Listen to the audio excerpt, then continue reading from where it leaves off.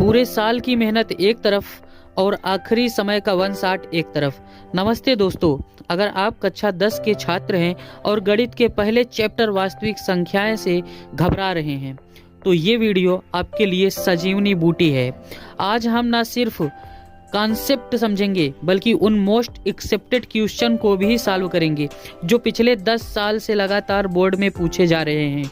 चलिए copy pen उठा लीजिए, चलिए शुरू करते हैं शून्य से शिखर तक का सफर।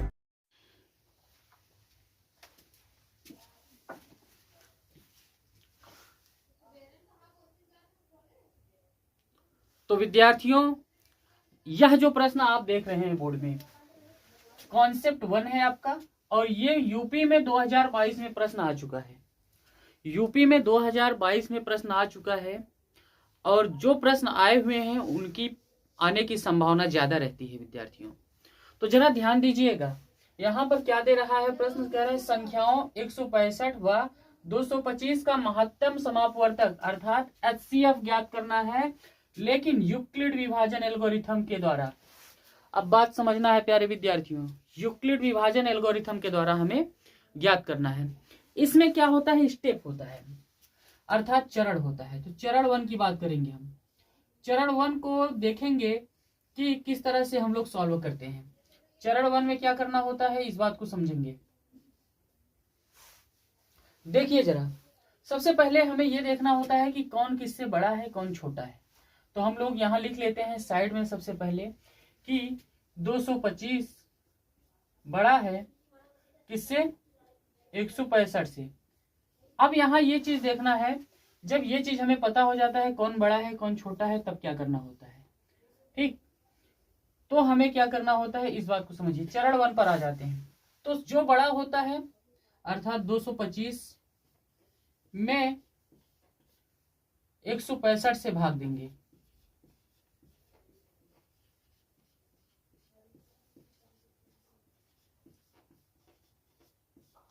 तो सबसे पहला काम क्या हो गया हमारा, भाग देने वाली प्रक्रिया। 225 में 165 से भाग देंगे। जब भाग देंगे तो जरा ध्यान दीजिएगा, ये आप रफ का कार्य भी कर सकते हैं। 225 भागे कितना, 165, कितनी बार जाएगा, एक बार जाएगा। एक बार भाग देने पर क्या हो जाएगा, एक बार में 165 आएगा, 0, और यहाँ 12 में से 6 गया, 6, 60 आया। रिमाइंडर आपका कितना बच गया, 60। ये आपका रफ कार्य हो सकता है, ठीक है।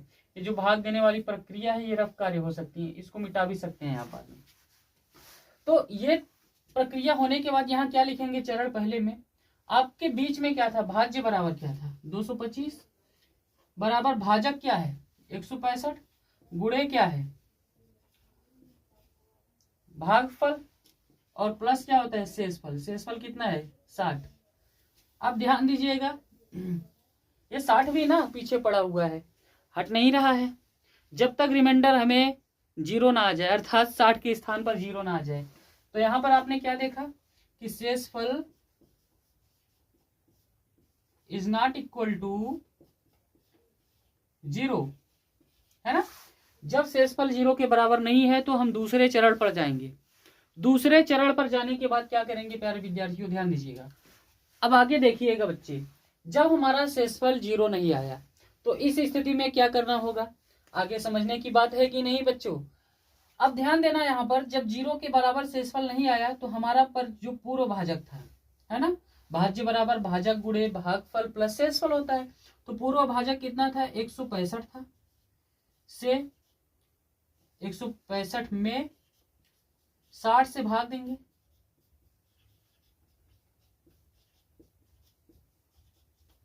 भाग देंगे तो क्या होगा बच्चे, 60 165, 6 दूनी 12, 120, 45 बचा, है ना। अब यहां क्या लिखेंगे, 165 बराबर 60 गुणे 2 प्लस 45। अब यहां आप देख रहे हैं reminder is not equal to 0। जब रिमाइंडर 0 के बराबर नहीं है तो इस स्थिति में क्या करना पड़ेगा, हमें अगले चरण की तरफ चलना पड़ेगा। ये हमारी कौन सी चरण थी, ये हमारा दूसरा चरण था। ये चरण कौन सा था, दूसरा था। अब बात करेंगे किस चरण की, तीसरे चरण की, चरण नंबर 3। आप इसे इंग्लिश में भी स्टेप लिख सकते हैं।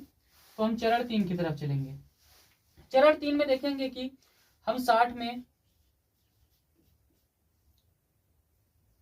भाग देंगे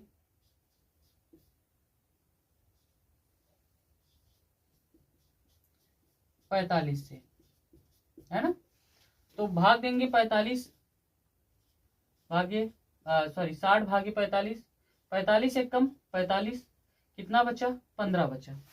अब यहाँ पर क्या हो जाएगा 60 बराबर लिखेंगे 45 गुणे 2 प्लस कितना शेषफल 15। अब यहाँ देख रहे हैं reminder is not equal to कितना 0, फिर से 0 के बराबर नहीं आया।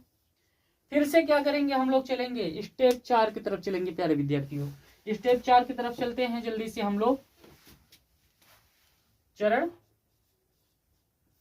4 है ना।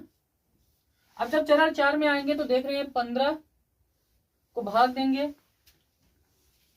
45 में, 15 से भाग देने पर भाग देते हैं तो क्या होता है 45